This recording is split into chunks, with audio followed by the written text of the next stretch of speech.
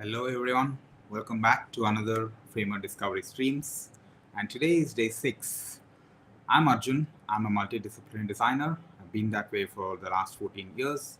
And I'm a Framer expert, been building websites without writing code for the past 7 years, within which 2 years is occupied by Framer. So the Framer Discovery Streams is an effort to help you get started with Framer, especially the fundamentals of Framer in a bit more structured way. And today we are going to talk about how to build a website in terms of building it in especially Figma, a tool that is more suitable for exploration, iterations, and imaginations, things like that, and how to bring that website to Framer. So I have an example upon which I want to showcase. Otherwise, the actual process of building would take quite a bit of time. But we are going to take a look at some of the simple examples and see how to actually take it. And we'll discuss some of the common questions that come my way usually in terms of whether I should start with Figma or Framer to in the web design process. So that is something that we'll explore as well. And let me share what we've been covering for the last few days in terms of the past live streams.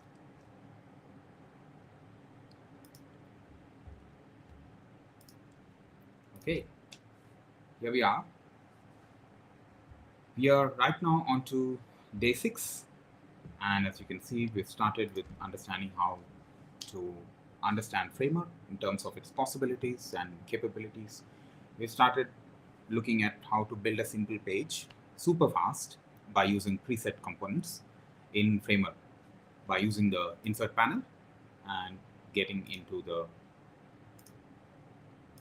specific blocks and templates that are available. And we've from there explored how to get simple effects and how to go beyond basics, beyond standardized layouts, and how to build custom interactions. And after that, we've looked into the CMS page, how to build that. And then in the last live stream, I've shared about how to work with responsiveness using specific starter template that we have designed that will help you not think too much in terms of working with responsiveness. It will take that away. It will be super simple in terms of setting it up and converting your pages into seamlessly responsive pages. And then today, we have something around Figma and Framer and how to do a little bit of that Framer site maintenance aspects once you bring it onto Framer. So let's get started.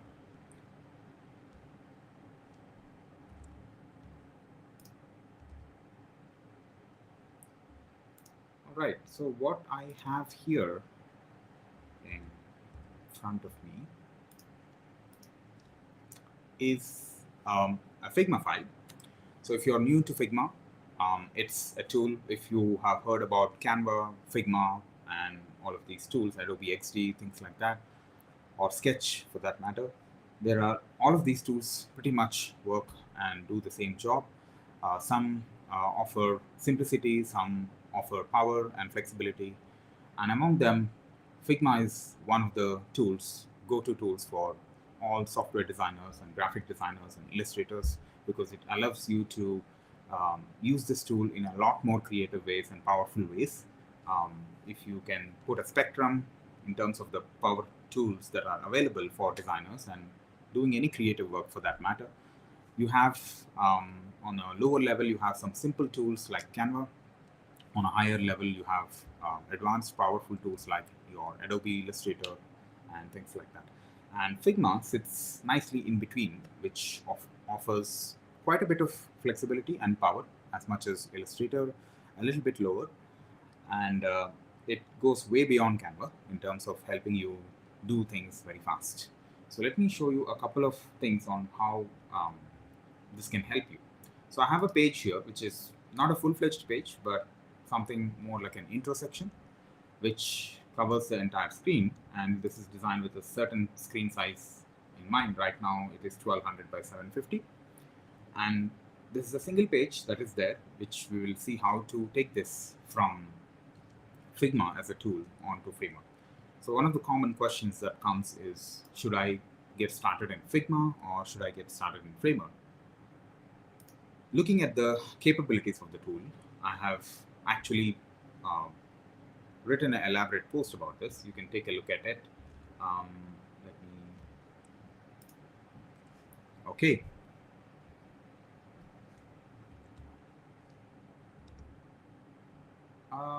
It looks like you're okay. I hope you're able to see my Figma screen. Okay.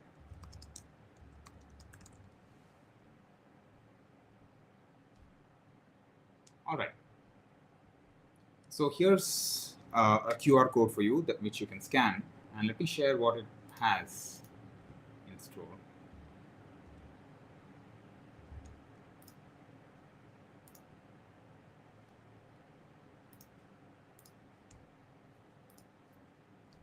So here we go. This was a tweet that I have written long time ago, last year, around the specificities in terms of how to choose the tools among the stacks that are available, especially for creative work and for design.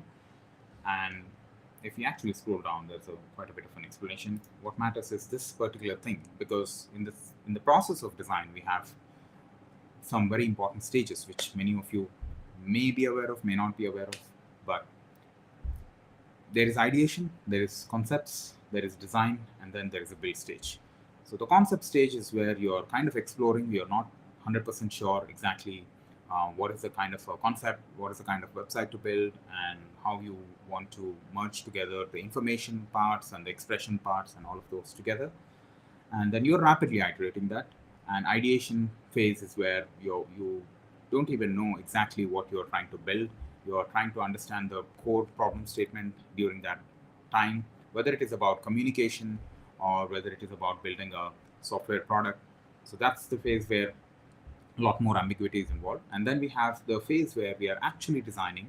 So you have chosen something from the concepts, a particular concept or a direction that kind of fits the bill in terms of solving for that objective and getting the right kind of an expression in place, right kind of tonality, right kind of messages on and information being displayed.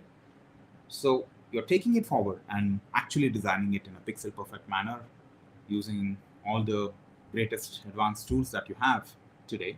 And then you're taking it all the way to actually implementing it. So you're all the way you're between ideation and concepts, you're imagining. And then with design and build stages, which are highlighted here, you're actually engineering that imagination in other way.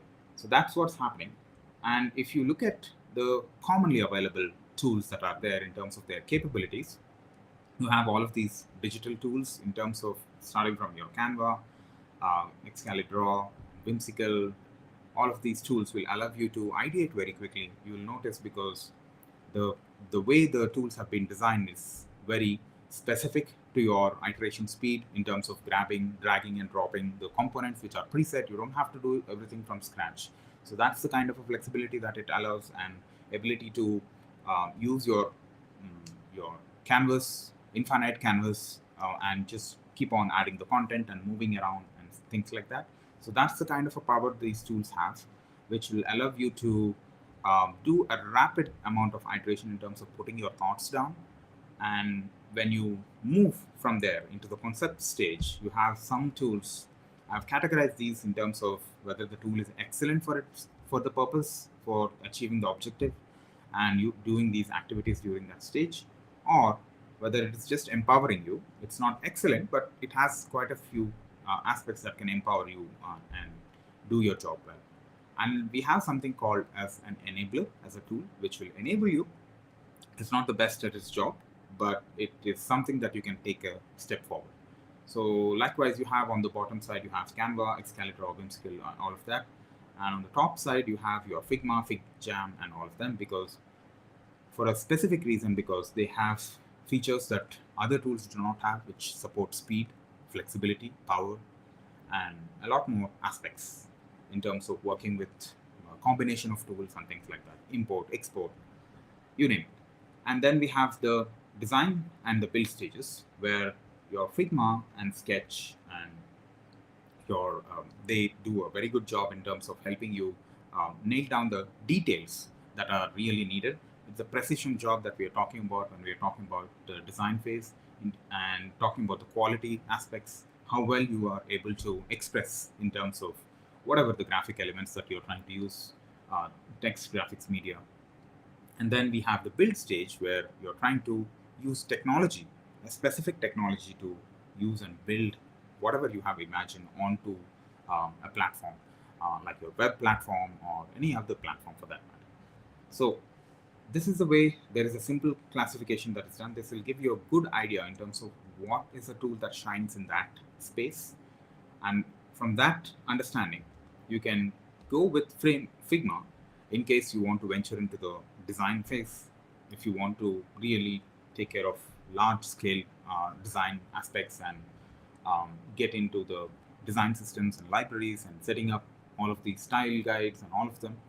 If you're dealing it with at that extent, then Figma is a very good choice because it has all the features for you, and it's worth investing in learning this tool. But otherwise, if it's a simple thing that you're trying to build, something like your own portfolio, you're trying to use Framer once in a while, that kind of a thing, you can, for simplicity purpose, for a low frequency kind of a purpose, you can get started in Framer directly. So with that, let's get started in terms of understanding how to bring this page that we have here into Framer. So there are two stages whenever you are building something in Figma. You build something at a high fidelity, which is you have all of your design of the page. You have not necessarily named every layer. You have not necessarily, how do you say, looked into the specificities of the spacing. Maybe the spacing is a little odd, as you can see here. But overall, perceptually, to your eyes, it looks like it's finally there, almost there. But the moment you have specifications coming in terms of how you're doing naming the layers, setting them up in a certain way in terms of using auto layout, which will help you set your layout in a much more rule-driven fashion rather than laying it out in a haphazard way. So it automatically adjusts. The layout usually automatically adjusts depending on whether you're adding, removing, modifying the content and things like that. So for that, auto layout is something that is very helpful in terms of getting it. And auto layout in Figma directly translates to stacks in Framer. So because there is this direct correlation, and to a large extent, auto layout has come because the web platform has something called stacks and something called a specific rule-driven layout mechanism. So now that we have this step done, and it's very important that you make sure that this step is very crucial whenever you are trying to do your designs. Of course, you can take something like this onto the Framer directly, but you will have to do a lot more work in Framer when you take it there. Let me show you why that happens. And I'm not sure if I can share both of these screens, but I know that you remember all of these. But let me actually switch to Framer and start building it right from here. So before I do that, I can actually look into the specificities in terms of what I can copy from here. A simple copy paste would not work when you are working from Figma to Framer. For that reason, we have a specific plugin which is called Figma to HTML with Framer. Figma to HTML with Framer is a free plugin developed by Framer themselves, and this will help you copy whatever the layers that you have selected onto Framer. And let's actually do this. I'll actually select all of these layers. I can actually select the whole page. This is typically how we do it when we get started, if you're not trying to be very careful about it. So I will open up this command bar and type in Figma. Hey Arjun, can you share the Figma or Framer? Because we can see Safari right now. Oh, oh, sorry about that. Okay, let me do that.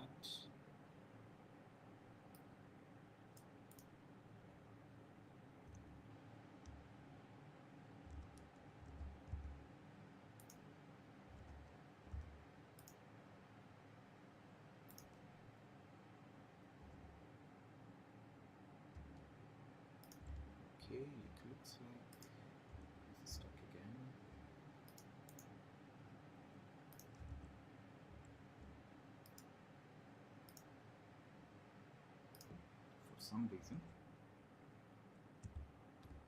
Just a second, folks.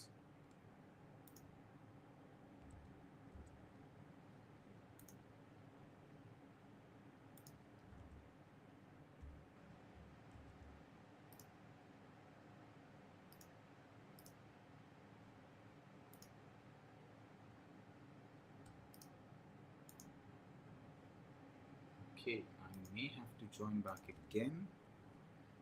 For some reason, I'm not able to share the window.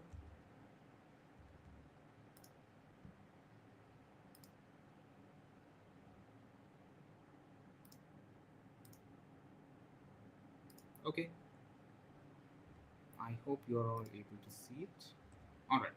So when I'm talking about the two phases, I'm talking about the phase where the layers are here interspersed and you're trying to build it for how you want to see the page in terms of the information layout, in terms of the exact type of information you want to present and the styling of it and things like that. So not necessarily structured particularly for building it, um, but structured to ensure that you see that it is evolved to a final stage. And the second phase is where you're actually specifying things. You have structured this page using techniques like or concepts like auto layout, which will help you lay out your content in a very specific way in a rule driven fashion.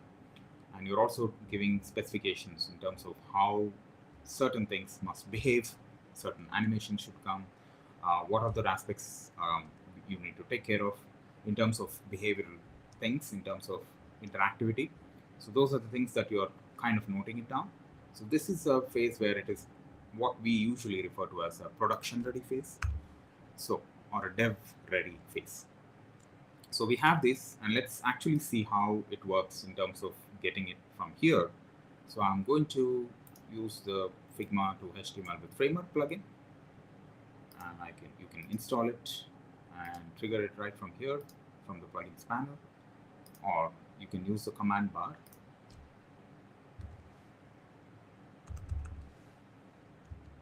And select that.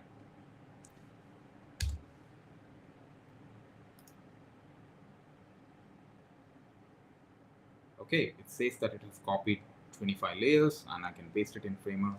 Let me actually switch back to Framer.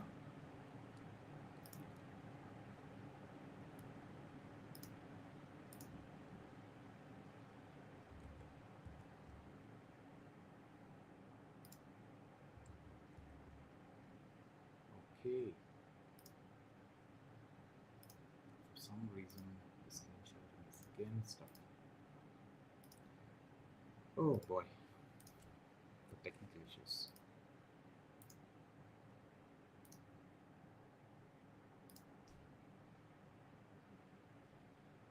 Might have to use a different browser next time.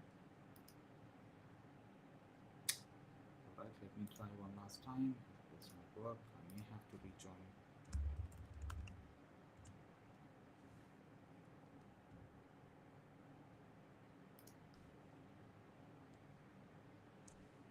Okay, I'll just be back in a minute. Alright.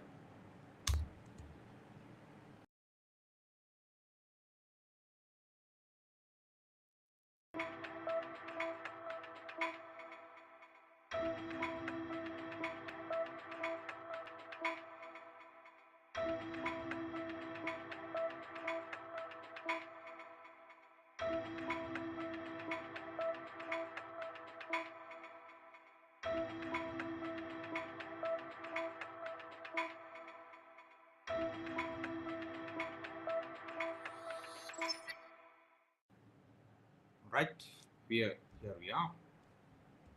And now what we've done is copied it from Figma and we are trying to paste it here. Let's actually take a new page. And while the page is selected, we are on the web page of Framer now. And I can actually paste it right here. And you will see that much of the, you don't see much of the issues right away off the get-go when you're actually pasting it. But the problem comes in when you start to make things responsive. Because right now, every single layer, the way you have laid it out, pretty much the hierarchy of these layers and the way they are structured, most of it is carried forward into Framer. But there are some specifications in terms of what you cannot take from Figma onto Framer. Hopefully, we will be able to do that weeks down the line or months down the line, because these people are growing very fast. But now what happens here is everything is on an absolute positioning. And as you can see in the previous live streams, to begin your responsiveness, it's very important that you make your positioning not specific, not absolute. The moment it is absolute, you're not allowing for any room for flexibility, and so there's no room for responsiveness. So no matter which screen you're seeing it on, things will be stuck to their place, which means that they don't adapt, they don't respond. So you will see an effect of where your site starts to break down. Let's actually publish this and see why this is this way. And let's actually rename this page to Clevo for now. That's the kind of a hypothetical brand name that I have here. And I'll just push an update. But we don't have to actually go to the web URL and check it out. We can actually hit preview, Command P, and see whether this is responsive or not. There you go.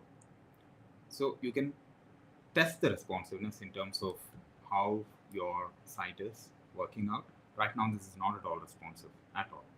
So to ensure that this works out very well, it's important that you do a little bit of that work in terms of working with auto layout in Figma, and then start to bring it here.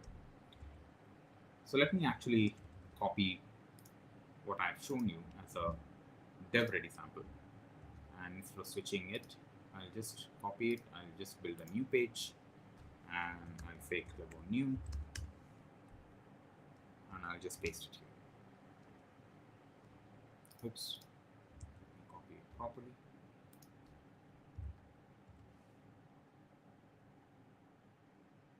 All right, pasting it here, and as you can see, all the auto layout, the rule-driven layout, the specificities in terms of how you have laid out the content, how you have aligned them, how you have centered it, how you have spaced them, all of those values have been carry forwarded from Figma onto Framer. So as you can see, I have given a gap of 10 here on a top level, and with the navigation, I have set it in terms of having a space between, so it will kind of push the next big chunks within the stack onto either sides, because it's optimizing for the space between these chunks of information. And within this, for the menu, if you look at it, I have a spacing and a gap of 40. All of this as it is from Figma onto Framer. So to a large extent, you can bring your site, if it is not very complex, you can bring your site in terms of section by section, or sometimes even the whole site itself, especially if you have taken care of the auto layout and the layout mechanism in Figma. If not, you may have to build all of this in Framer when you have brought them here, because you can go ahead and stack them right here, and you can build all of these here. But if you don't want to do all of this work, you want to take care of all of this right in Figma, you can do that much more easily at much more faster ways, because of the way it enables you with the shortcuts and the plugins and all of that. Now let's actually test this out and see how responsive this is. And I'm going to go into the layers panel and select this one, set this to fit content for now. And right now the height of this is set to 750. I'll just set this to a viewport height, which means that, as I've mentioned, a viewport is nothing but the area within which you are actually viewing the site on, which is generally defined by your browser window size. And let's actually preview this that way, and you will see that at least a few aspects of it, in terms of the navigation especially, you will notice that it's very responsive. and you can go all the way to the mobile. Right now, we have not built any variations in terms of mobile, but you can build those extreme variations in terms of the highest resolution versus the lowest resolution variations in Figma and bring that here as well if you want to. But it's best if you have done all of that in the, how do I say, uh, the base level, base resolution, so that you can infer the rest of the resolutions, because right here you can add variations here, and as you can see, um, let me actually bring this. Okay, here we go. So let's actually do the tablet landscape, and then I will add in tablet portrait. This is coming straight from the responsive breakpoints that I've shared with you in the previous live stream, and we have the phone breakpoint. And on a higher side, we have something like, okay, so this can be set to, okay, for now, let us say we have the desktop resolution, just position here, and we have the large desktop, which I can push it here as well. Not following the things to the T right now, but you can more or less how the site can scale for different resolutions, and you can start adjusting right from here. So if you have your designs made in Figma for the extremities in terms of phone, the base, which is the desktop, which will also scale nicely to the tablet. Sometimes you may have to make a tablet version as well. And then we have the large desktop as well. So if you have these done in Figma, you can actually see whether it matches what you have done in terms of adding a breakpoint. If it does not match, then you can make these adjustments to match what you have designed for the large resolution in Figma. So that's something that you can do. And right here, we can go ahead and adjust a few of these things.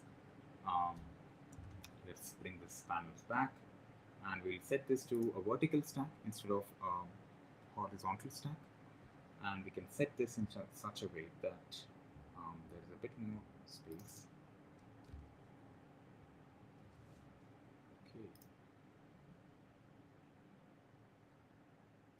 So we can actually set this in terms of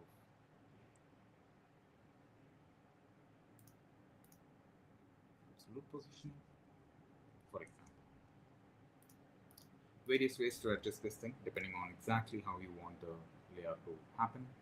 But for now, I'm just choosing a simple way to adjust this so that it kind of peeps in from the bottom.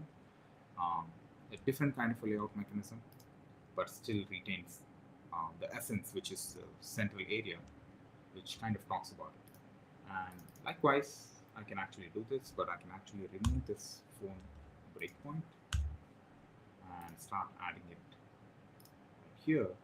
And you will see that whenever you actually add it in increments, especially going from your desktop to tablet and then the phone, instead of adding all the resolutions right away and then adjusting, you will see that whatever you have adjusted in a subsequent breakpoint, that kind of is carried over onto mobile as well. So I don't have to do much to adjust other than change the text size here, probably something around 96. Oops, too small. Right, something like that. And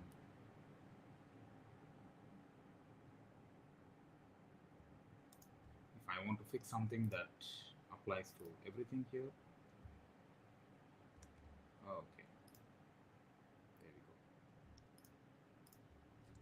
I can set this width for now because it's kind of taking this width as a width to set the overall thing. So I'm going to leave it at 300 and adjust the spacing between them to specifically start from the top and probably fit content. You may not have to do all of this if you approach responsiveness slightly differently.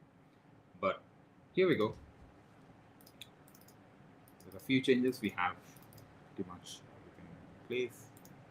just have to adjust the graphic to peep in a little bit more from the bottom, and probably we will replace all of this with something like just menu, and I'm going to hide all of these other menu items, and you will see this is nicely fitting in, space between, and probably I'll just adjust the left and right kind of values right now to 20, and there we go. And let's actually test the responsiveness of this, see how it is working so far. There you go. Just with a few adjustments, you will see that this kind of becomes very responsive. It can be this easy in terms of bringing your design from Figma onto Framer for simple sites like this. And you will see that a lot of things have been carried over from your background, the way we have applied the background color. There you go. And it has gotten the details of this in terms of the color, in terms of the layout, um, all of those details, specifications. But there are some things which you may not be able to carry forward from Figma onto Framer, which you may have to rebuild again, which is especially starting with your styles. So if you are well versed with Figma, you can actually save any styles that you're kind of reusing again and again. For example, the text size that you have used for each of these things, the menu, label size, the color of the buttons, the color of this graphic, all of these things can be saved as styles, specific presets. Those are the presets that you may not be able to bring in right now. Currently, at this stage in the year, we are yet not able to bring it, but those are the things that you can actually easily build right here. It's a bit of a manual work, but you should be able to build it right here. When you go into the color palette panel, and you will see that there are no styles right now, but you can get to those styles by creating them right from scratch. Let us say we have these important colors, accent colors that are there, and we can actually bring in this and say that this is for now accent 1, and then we have accent 2. Just click on the plus and say accent 2. And the best part is you can also see if you want to give a dark mode variant for each of these colors. In case you want to build your entire website into a dark mode capable or compatible thing, and you want to provide some toggles for users to switch between them, you can actually save all of those colors as a dark mode variants. So as you can see, select this, I'll say accent 3 right now, sorry, here, 3, and then you can switch to the dark mode variant, and you can choose a different kind of a thing, something that is a dark pink, something like that. And when you actually switch this more, you will see that kind of a thing coming up, and you can quickly on the bottom you can toggle between the dark mode and the light mode versions, and you can see this particular color change. And you can always go back and change this thing, edit this, and go for a dark mode color specific, and you can see, so switching between them switches all of this. So these are some interesting things that you can do, but the best part of bringing it onto Framer and then building it is you have a clear segregation between what you have imagined and what is actually possible to build in terms of taking leverage of the web technologies that are out there. So styles is one thing that you may not be manually be able to, automatically being able to bring in, but you have to manually do it. There are some things which are not even possible to build out right off the bat on Framer. For example, the kind of gradient effects, specific layering, specific textures, and things like that you're trying to build. They may not sometimes be very well rendering in Framer, and sometimes, for example, you have something like, let us say you're kind of blurring this graphic, and you have applied a specific blur value for the graphic in Figma because it allows you to Figma canvas is a very flexible canvas. The rendering engine is very different. So it allows you a wide range of effects to play with because your imagination is what matters. You cannot build something, you cannot design something under extreme constraints of technology. So it's important to play a little bit and go wild in terms of how you're imagining your expression and how you're styling the site. But once you want to bring it into building the site, Framer is one big platform, big leverage point, which allows you to do a lot of things. But for specificities like, for example, using blurs, you may have to bring it in a separate way, like getting it like a PNG or like a transparent image in a different format or any other format that is there.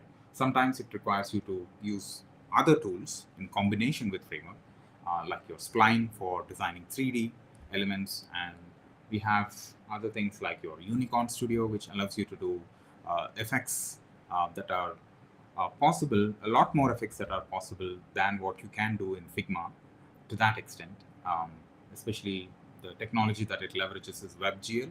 So you can bring all of those things by using a combination of tools and using something like an embed from here. We have interactive utility, and we have something called code blocks or embed. Sometimes you may have to develop a component for Framer if you're well versed with React, but those are possibilities. But here's where you can actually see how to do that. Sometimes whenever you're building larger sites, you may have to bring in things section by section, or sometimes even element by element, especially if it has some complex um, you know, layout or specific effects that you're trying to use, which are not possible in web technologies based on which Framer is built on. So yeah, I hope that gives you a good understanding of how simple you can approach in terms of bringing your stuff from Figma to Framer. If it's simple stuff and you don't, you're not using Framer very regularly, it's not your day-to-day thing, then you can actually start with Framer, because the infinite canvas that I have shared with you, it's the same thing pretty much. To a large extent, it's the same as what Figma allows you to do some rapid iterations and build stuff. But Framer as a tool has no power in terms of enabling you with speed, in terms of flexibility, in terms of using plugins and things like that. Not yet, where it can help you get as fast as you can get in Figma.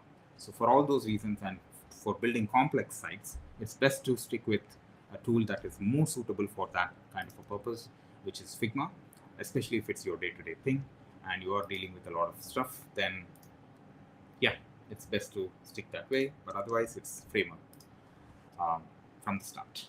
So I hope that was helpful for you.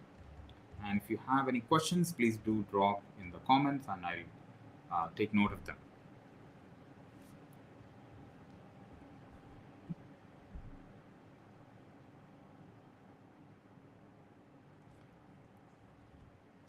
All right.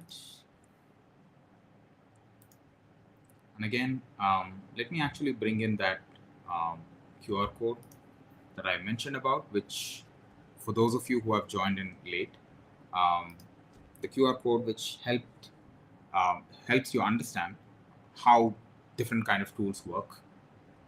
There you go, you see it right on the screen. And that opens up an article that I have written in depth in terms of what tool to choose at what stage in the design and development side of things. So I hope that helps you. For those of you who want to actually learn way beyond the basics and get it to a professional level, I have a workshop coming up next weekend. Yes. So here's the QR code for that to check out the details. Let me actually show you a little bit for those of you who are absolutely new to all of this. Okay.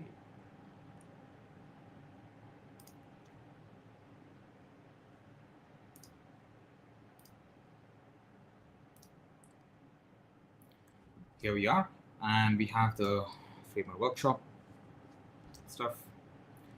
Basically, the workshop is for somebody who wants to take the web building side of things seriously, and it's not just a hobbyist thing, and you're not just tinkering with it. you want to take on bigger projects and you want to establish a career, professional career in terms of web building. It's an empowerment like any other, where you are able to take your imagination to the reality. Otherwise, you will be stuck usually with the side of where you are just imagining stuff, but there's no empowerment other than writing code for you to actually build stuff and realize what you're doing. So in that sense, it'll level you up in terms of getting it to a professional stage, and there are quite a few concepts that are covered, from how to understand the basics of web, to understanding how to think about your project right from the get-go, and how to build it in a sequence so that you are very efficient with building the pages, and the framework which helps you take it from one stage to another stage seamlessly, how to take care of the usability issues and things like that. So those are some of the things that you can do. Yeah, and we have a few offers going on right now. For those of you, there is a Easter egg on the page. If you can discover that, you will have a 5% discount. And for those of you who are joining in as teams, we have a 15% off as a team. You can check that out as well. And there are specifically after the 6-hour duration, where you are establishing the foundation with the framework, you have specific challenges, practice tasks, which will help you go from the basics to the professional, as I've talked about. And those practice tasks, if you can finish all of them in the specified time, which is 2 weeks, you will get a full refund of that particular challenge money. So that's something that we have done for the past cohorts as well, and it has worked out very well. So yeah, if you are interested in it, you can take care of this. Any questions out here? I don't see anything. All right. Thank you so much for spending your valuable time, those of you who have joined. I hope this has helped you further your understanding of how to work with your designs and how to take note of framework and see if you can use it in your site designs. Thank you, and I'll see you in the next live stream that's happening this Saturday, where we are going to chat a few more things and probably bring a few more people and see how their experience has been in terms of how they work with framework. Thank you so much, folks, and I'll see you again.